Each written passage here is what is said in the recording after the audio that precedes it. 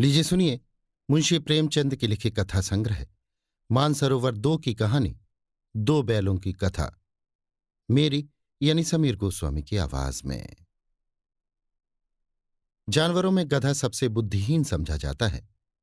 हम जब किसी आदमी को पल्ले दर्जे का बेवकूफ कहना चाहते हैं तो उसे गधा कहते हैं।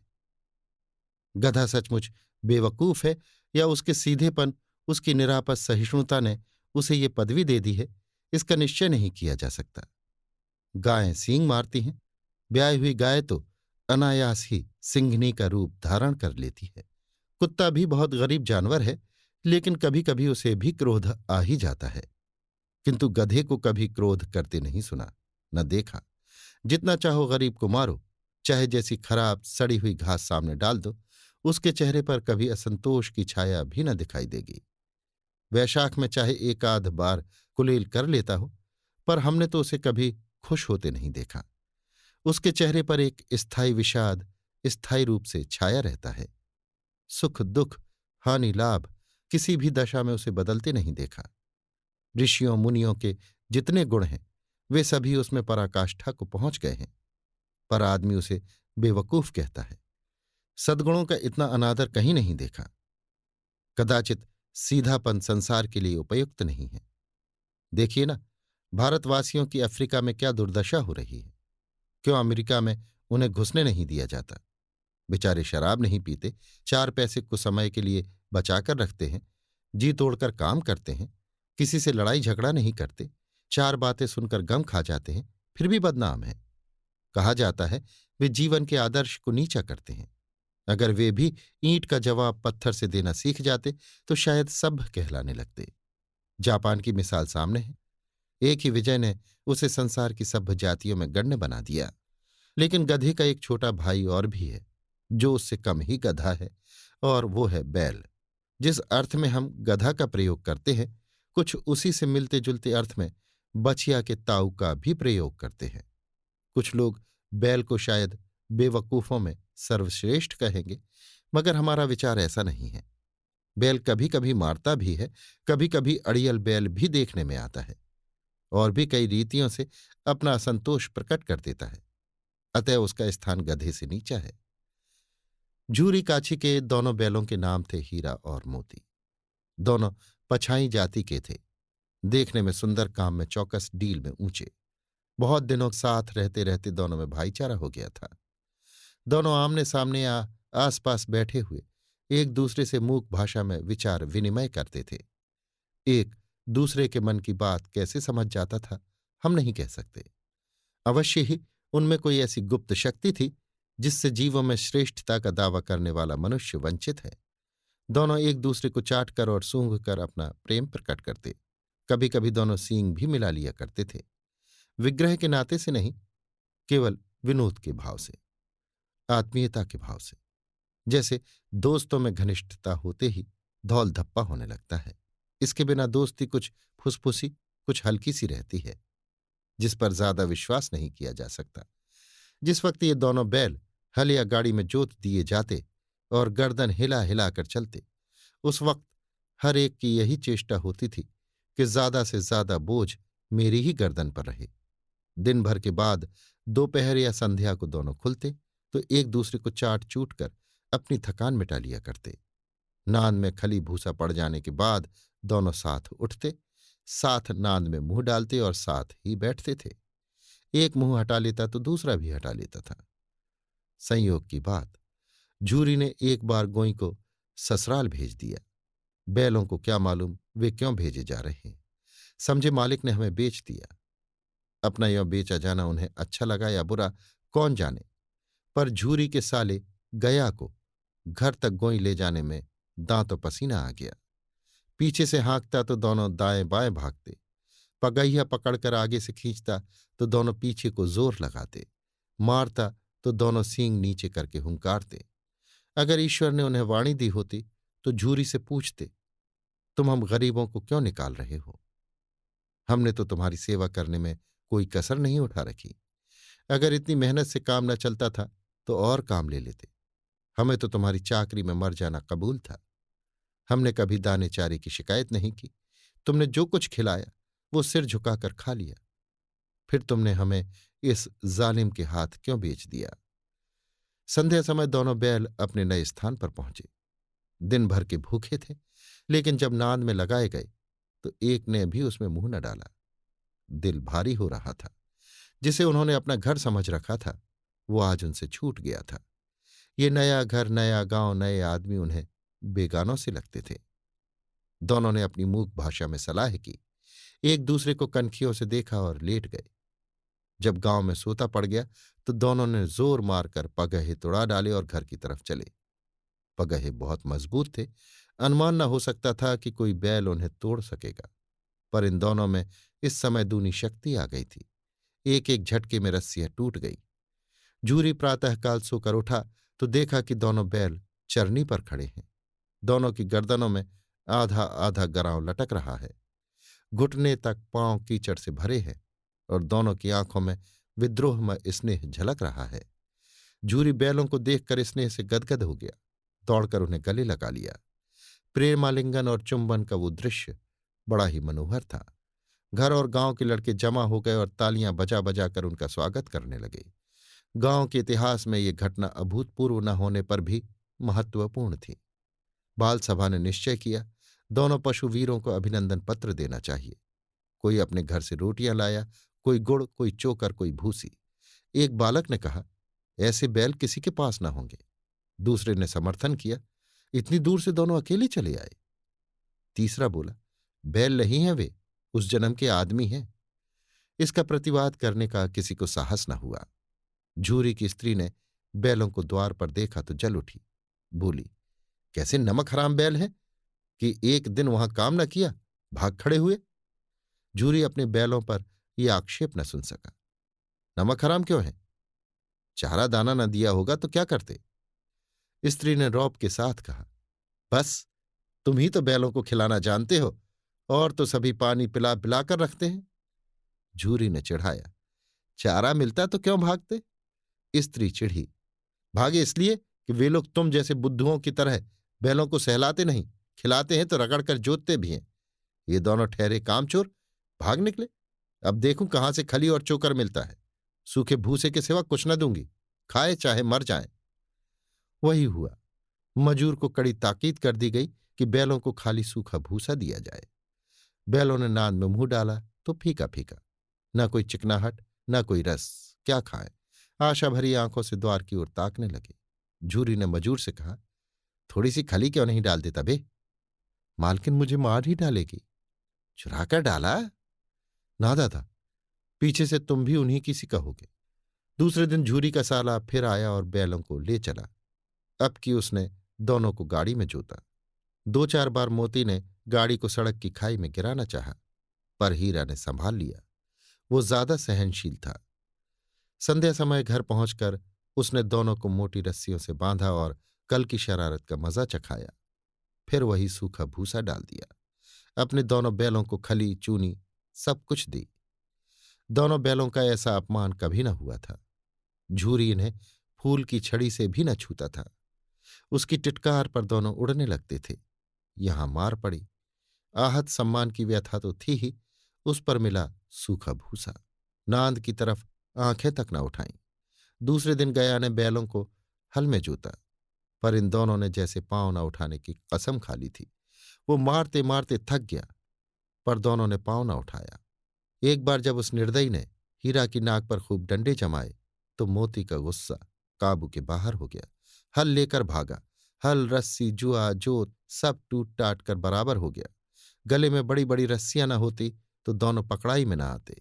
हीरा ने मूक भाषा में कहा, भागना व्यर्थ है। मोती ने उत्तर दिया, तुम्हारी तो इसने जान ही ले ली थी, अब की बड़ी मार पड़ेगी। पड़ने दो, बैल का जन्म लिया है तो मार से कहां तक बचेंगे। गया 2 आदमियों के साथ दौड़ा आ रहा है। दोनों के हाथों में लाठियां हैं। मोती बोला, कहो तो दिखा दूं कुछ मजा, मैं भी लाठी लेकर आ रहा है। हीरा ने समझाया, नहीं भाई, खड़े हो जाओ। मुझे मारेगा तो मैं भी 1-2 को गिरा दूंगा। नहीं, हमारी जाति का ये धर्म नहीं है। मोती दिल में ऐंठ कर रह गया। गया आ पहुंचा और दोनों को पकड़कर ले चला। कुशल हुई कि उसने इस वक्त मारपीट न की। नहीं तो मोती भी पलट पड़ता। उसके तेवर देखकर गया और उसके सहायक समझ गए कि इस वक्त टाल जाना ही मसलहत है। आज दोनों के सामने फिर वही सूखा भूसा लाया गया। दोनों चुपचाप खड़े रहे। घर के लोग भोजन करने लगे। उस वक्त छोटी सी लड़की 2 रोटियां लिए निकली और दोनों के मुंह में देकर चली गई। उस एक रोटी से इनकी भूख तो क्या शांत होती, पर दोनों के हृदय को मानो भोजन मिल गया। यहां भी किसी सज्जन का वास है। लड़की भैरों की थी। उसकी मां मर चुकी थी। सौतेली मां उसे मारती रहती थी, इसलिए इन बैलों से उसे एक प्रकार की आत्मीयता हो गई थी। दोनों दिन भर जोते जाते, डंडे खाते, अड़ते, शाम को थान पर बांध दिए जाते और रात को वही बालिका उन्हें 2 रोटियां खिला जाती। प्रेम के इस प्रसाद की ये बरकत थी कि 2 गाल सूखा भूसा खाकर भी दोनों दुर्बल न होते थे।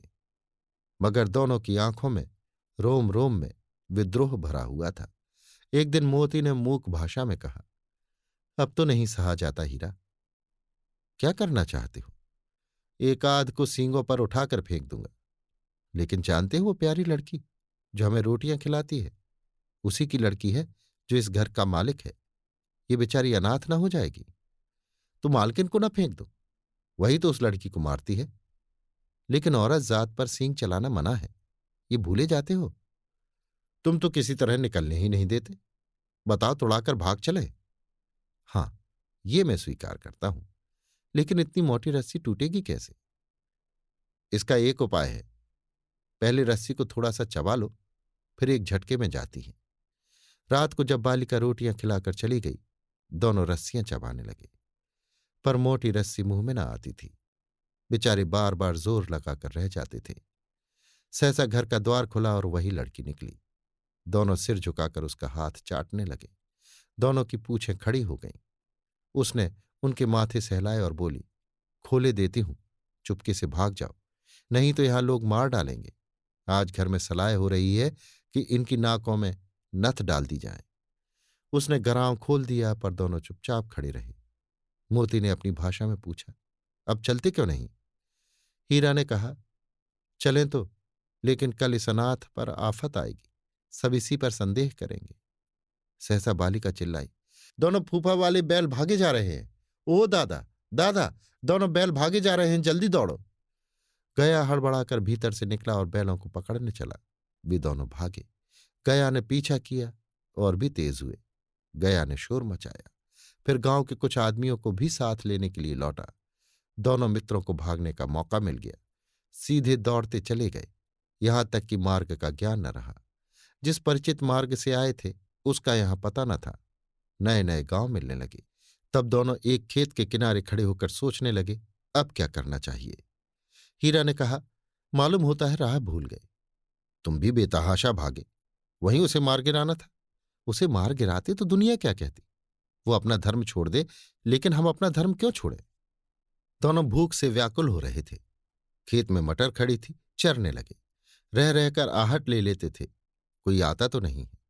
जब पेट भर गया, दोनों ने आजादी का अनुभव किया तो मस्त होकर उछलने कूदने लगे। पहले दोनों ने डकार ली, फिर सींग मिलाए और एक दूसरे को ठेलने लगे। मोती ने हीरा को कई कदम पीछे हटा दिया, यहां तक कि वो खाई में गिर गया। तब उसे भी क्रोध आया, संभल कर उठा और फिर मोती से मिल गया। मोती ने देखा खेल में झगड़ा हुआ चाहता है, तो किनारे हट गया। अरे ये क्या, कोई सांड डौंकता चला आ रहा है। हाँ, सांड ही है। वो सामने आ पहुंचा। दोनों मित्र बगले झांक रहे हैं। सांड पूरा हाथी है, उससे भिड़ना जान से हाथ धोना है। लेकिन ना भिड़ने पर भी जान बचती नहीं नजर आती। इन्हीं की तरफ आ भी रहा है। कितनी भयंकर सूरत है। मोती ने मूक भाषा में कहा, बुरे फंसे, जान बचेगी? कोई उपाय सोचो। हीरा ने चिंतित स्वर में कहा, अपने घमंड में भूला हुआ है, आरजू विनती न सुनेगा। भाग क्यों न चले? भागना कायरता है, तो फिर यहीं मरो। बंदा तो 9 2 11 होता है। और जो दौड़ाए, तो फिर कोई उपाय सोचो जल्द। उपाय यही है कि उस पर दोनों जने एक साथ चोट करें। मैं आगे से रगेदता हूं, तुम पीछे से रगेदो। दोहरी मार पड़ेगी तो भाग खड़ा होगा। मेरी ओर झपटे, तुम बगल से उसके पेट में सींग घुसेड़ देना। जान जोखिम है, पर दूसरा उपाय नहीं है। दोनों मित्र जान हथेलियों पर लेकर लपके। साण को भी संगठित शत्रुओं से लड़ने का तजर्बा न था। वो तो एक शत्रु से मल्ल युद्ध करने का आदी था। ज्यों ही हीरा पर झपटा, मोती ने पीछे से दौड़ाया। साण उसकी तरफ मुड़ा तो हीरा ने रगेदा।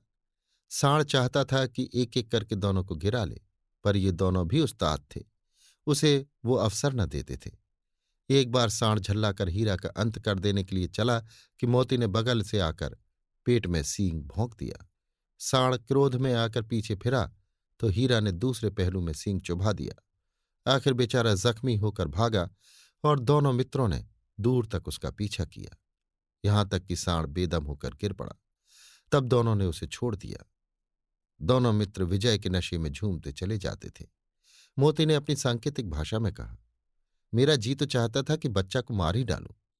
हीरा ने तिरस्कार किया, गिरे हुए बैरी पर सींग न चलाना चाहिए। ये सब ढोंग है, बैरी को ऐसा मारना चाहिए कि फिर ना उठे। अब घर कैसे पहुंचेंगे वो सोचो, पहले कुछ खा ले तो सोचें। सामने मटर का खेत था ही, मोती उसमें घुस गया। हीरा मना करता रहा पर उसने एक न सुनी। अभी 2 ही 4 ग्रास खाए थे कि 2 आदमी लाठियां लिए दौड़ पड़े और दोनों मित्रों को घेर लिया। हीरा तो मेड़ पर था, निकल गया। मोती सिंचे हुए खेत में था, उसके खुर कीचड़ में धंसने लगे, ना भाग सका। पकड़ लिया। हीरा ने देखा संगी संकट में है तो लौट पड़ा, फंसेंगे तो दोनों फंसेंगे। रखवालों ने उसे भी पकड़ लिया। प्रातःकाल दोनों मित्र कांजी हौस में बंद कर दिए गए। दोनों मित्रों को जीवन में पहली बार ऐसा साबिका पड़ा कि सारा दिन बीत गया और खाने को एक दिन का भी न मिला। समझ ही में न आता था ये कैसा स्वामी है। इससे तो गया फिर भी अच्छा था। यहाँ कई भैंसें थीं, कई बकरियां, कई घोड़े, कई गधे, पर किसी के सामने चारा न था। सब जमीन पर मुर्दों की तरह पड़े थे। कई तो इतने कमजोर हो गए थे कि खड़े भी न हो सकते थे। सारा दिन दोनों मित्र फाटक की ओर टकटकी लगाए ताकते रहे, पर कोई चारा लेकर आता न दिखाई दिया। तब दोनों ने दीवार की नमकीन मिट्टी चाटनी शुरू की, पर इससे क्या तृप्ति होती। रात को भी जब कुछ भोजन न मिला तो हीरा के दिल में विद्रोह की ज्वाला दहक उठी। मोती से बोला, अब तो नहीं रहा जाता मोती। मोती ने सिर लटकाए हुए जवाब दिया, मुझे तो मालूम होता है प्राण निकल रहे हैं। इतनी जल्द हिम्मत ना हारो भाई, यहां से भागने का कोई उपाय निकालना चाहिए। आओ दीवार तोड़ डाले। मुझसे तो अब कुछ नहीं होगा। बस इसी बूते पर अकड़ते थे। सारी अकड़ निकल गई। बाड़े की दीवार कच्ची थी, हीरा मजबूत तो था ही। अपने नुकीले सींग दीवार में गड़ा दिए और जोर मारा तो मिट्टी का एक चिप्पड़ निकल आया। फिर तो उसका साहस बढ़ा। इसने दौड़ दौड़ कर दीवार पर चोटें की और हर चोट में थोड़ी थोड़ी मिट्टी गिराने लगा। उसी समय कांजी हौस का चौकीदार लालटेन लेकर जानवरों की हाजिरी लेने आ निकला। हीरा का उजड्डपन देखकर उसने उसे कई डंडी रसीद की और मोटी सी रस्सी से बांध दिया। मोती ने पड़े पड़े कहा, आखिर मार खाई, क्या मिला? अपने बूते भर जोर तो मार दिया। ऐसा जोर मारना किस काम का कि और बंधन में पड़ गए? जोर तो मारता ही रहूंगा, चाहे कितने ही बंधन पड़ते जाएं। जान से हाथ धोना पड़ेगा। कुछ परवाह नहीं, यों भी तो मरना ही है। सोचो, दीवार खुद जाती तो कितनी जानें बच जाती। इतने भाई यहां बंद हैं, किसी की देह में जान नहीं है। 2-4 दिन और यही हाल रहा तो सब मर जाएंगे। हाँ, ये बात तो है। अच्छा, तो ला, फिर मैं भी जोर लगाता हूं। मोती ने भी दीवार में उसी जगह सींग मारा। थोड़ी सी मिट्टी गिरी और फिर हिम्मत बढ़ी।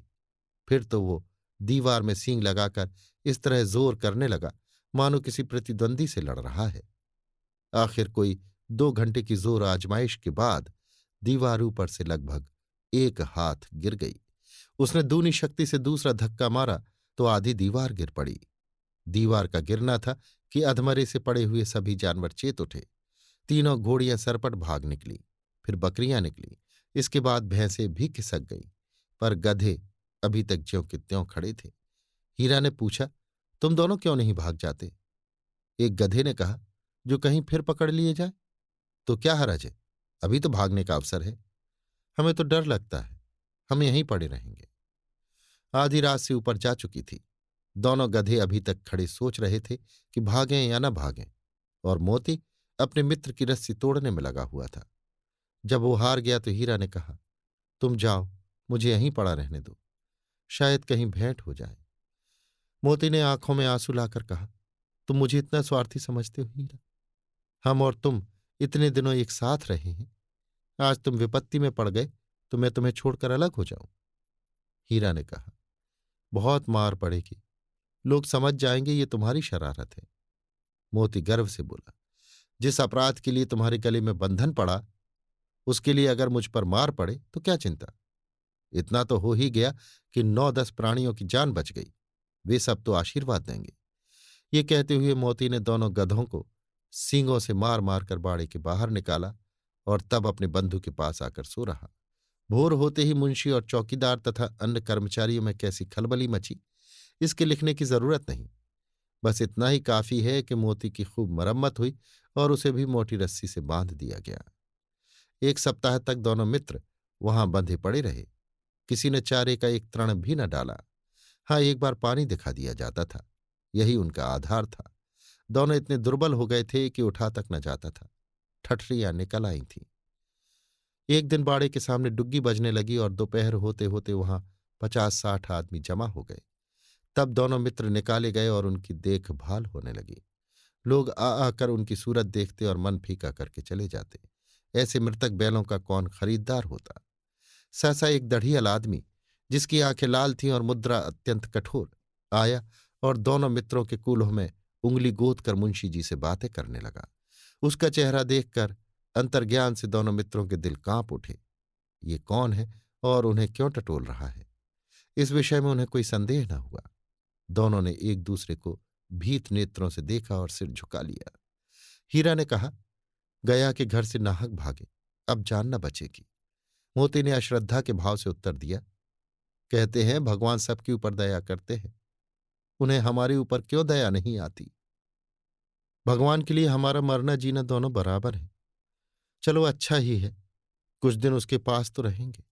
एक बार भगवान ने उस लड़की के रूप में हमें बचाया था, क्या अब न बचाएंगे? ये आदमी छुरी चलाएगा, देख लेना। तो क्या चिंता है, मांस खाल सींग हड्डी सब किसी न किसी काम आ जाएंगे। नीलाम हो जाने के बाद दोनों मित्र उस दढ़ियल के साथ चले। दोनों की बोटी बोटी कांप रही थी।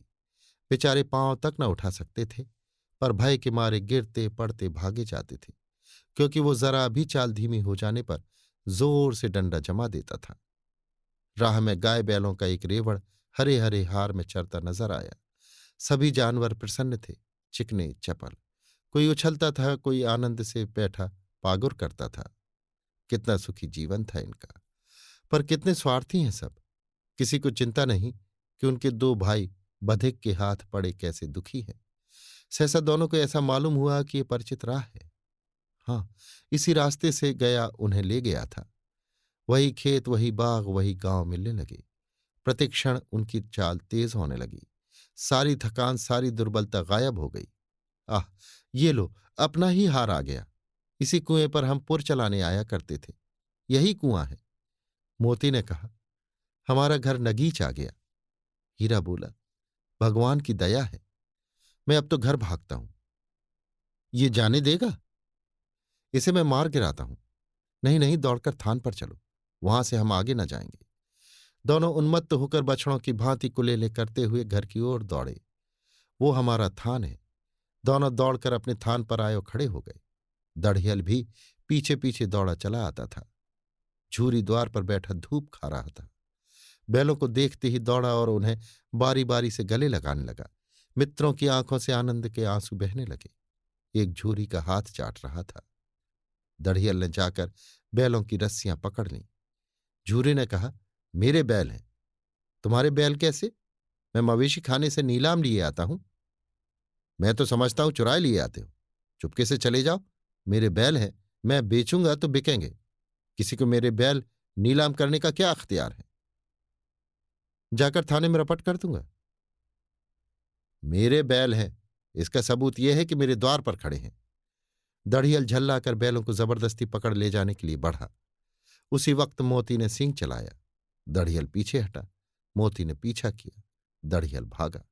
मोती पीछे दौड़ा। गांव के बाहर निकल जाने पर वो रुका, पर खड़ा दढ़ियल का रास्ता देख रहा था। दढ़ियल दूर खड़ा धमकियां दे रहा था, गालियां निकाल रहा था, पत्थर फेंक रहा था, और मोती विजय शूर की भांति उसका रास्ता रोके खड़ा था। गांव के लोग ये तमाशा देखते थे और हंसते थे। जब दढ़ियल हार कर चला गया तो मोती अकड़ता हुआ लौटा। हीरा ने कहा, मैं डर रहा था कि कहीं तुम गुस्से में आकर मार न बैठो। अगर वो मुझे पकड़ता तो मैं बेमारे न छोड़ता। अब ना आएगा, आएगा तो दूर ही से खबर लूंगा, देखूं कैसे ले जाता है, जो गोली मरवा दे।